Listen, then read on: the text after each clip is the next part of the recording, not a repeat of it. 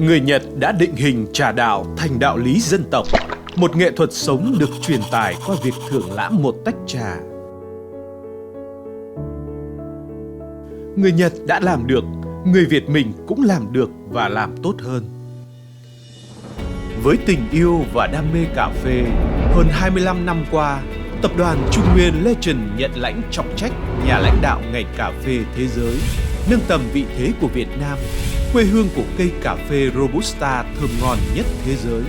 Để chuẩn bị cho sứ mạng lớn lao này, tập đoàn Trung Nguyên Legend đã dành thời gian và tâm huyết trong nhiều năm liền để nghiên cứu về cà phê và ảnh hưởng của cà phê trong mọi lĩnh vực của đời sống nhân loại.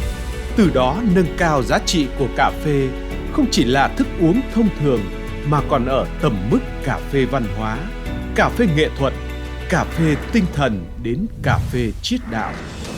Trong chuỗi phim ngắn Cà phê triết đạo, người xem sẽ nhìn nhận đầy đủ và chính xác tinh thần cà phê trong tiến trình phát triển của lịch sử nhân loại, từ việc tổng kết lại quá khứ, quán xét hiện tại và kiến tạo tương lai.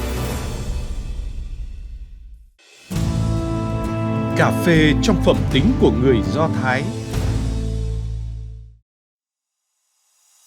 Từ thế kỷ thứ 8 đến thế kỷ thứ 16, người Do Thái đã di cư tạo nên những cộng đồng nhỏ khắp đế chế Ottoman và lục địa Á Phi Âu. Tuy nhiên, vì ý thức bản sắc tôn giáo, dân tộc mãnh liệt, người Do Thái đã luôn bị cô lập dù ở bất kỳ quốc gia nào. Đến giữa thế kỷ 16, khi hàng quán cà phê phát triển nhanh chóng, chấp nhận mọi tư tưởng, chào đón mọi tầng lớp dân tộc, người Do Thái mới cảm nhận được rằng đây là nơi chốn để họ có thể tham gia vào đời sống xã hội cùng những dân tộc khác. Vượt trên khát khao khẳng định tính tồn tại của dân tộc, người Do Thái còn mang khát vọng đóng góp trí tuệ cho mọi lĩnh vực đời sống xã hội. Họ học hỏi những dân tộc tôn giáo khác, mở rộng nhân sinh quan, thế giới quan và chia sẻ tri thức, công trình nghiên cứu của mình theo cách được tôn trọng. Trên khắp thế giới, quán cà phê trở thành nơi hội tụ quan trọng của giới tri thức Do Thái. Họ đến đây để thảo luận, chia sẻ quan điểm và tạo ra các tác phẩm có ảnh hưởng lớn đến văn hóa đại chúng, như quán cà phê Ziemianska tại Ba Lan, nơi Hiệp hội Nhà văn Do Thái truyền bá những tác phẩm tiếng Yiddish và Hebrew. Jonathan Ratos, người sáng lập phong trào Canaanites, chia sẻ quan điểm của mình tại Bitan Cà phê, hay quán cà phê Cletus Coffee House, nơi Moses Mendelssohn đã viết các bài tiểu luận và những cuốn sách nền tảng cho triết lý Haskalah.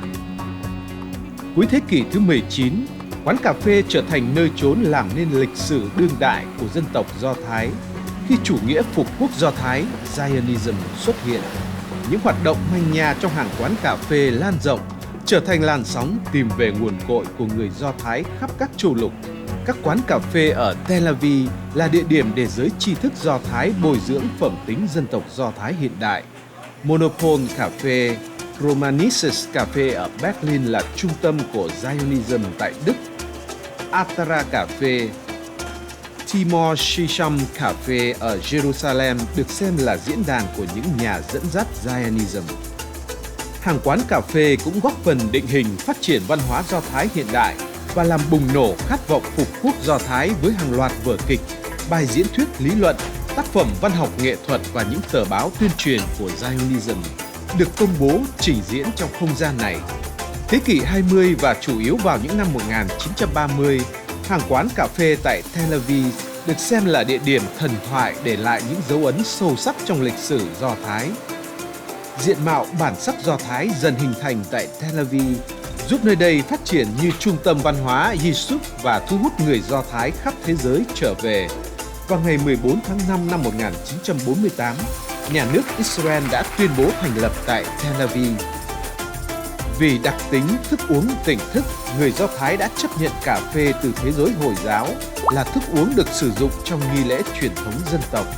Họ thưởng thức cà phê trong lối ẩm thực kosher, thánh lễ Sabbatai để khởi đầu nghi thức Tikkun Hatzot thực hành vào nửa đêm. Vì tinh thần tự do, khai sáng tri thức, người Do Thái xem hàng quán cà phê là không gian mang tính di chỉ, ký ức cộng đồng.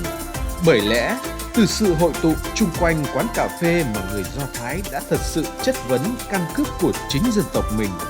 Trên hành trình phục quốc, hàng quán cà phê là yếu tố quan trọng định danh văn hóa phẩm tính dân tộc Do Thái hiện đại, một điều cần thiết để người Do Thái được quay về vùng đất quê hương và trở thành một quốc gia thực sự.